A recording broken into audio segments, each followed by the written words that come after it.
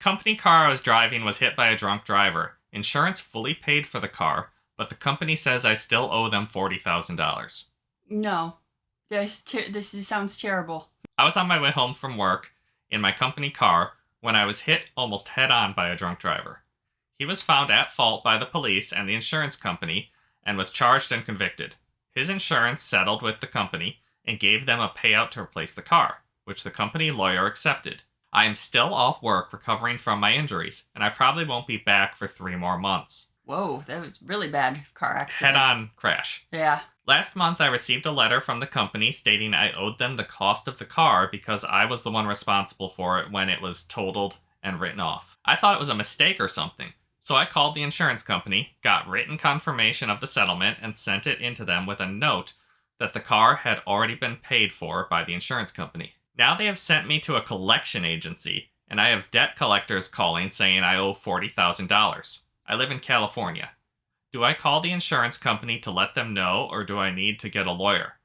Is them calling the debt collector even legal? Sorry if these questions are stupid, but I am already stressed enough from trying to recover, and this has just made it worse. There is no world in which you paying that $40,000 is right or fair, or probably legal. Alright, and then 2 months after that, there is an update. Mm-hmm.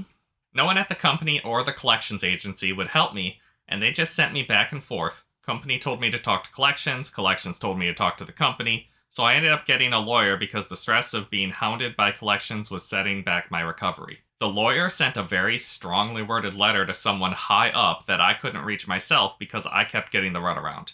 That person didn't know anything about it, and the company launched an investigation.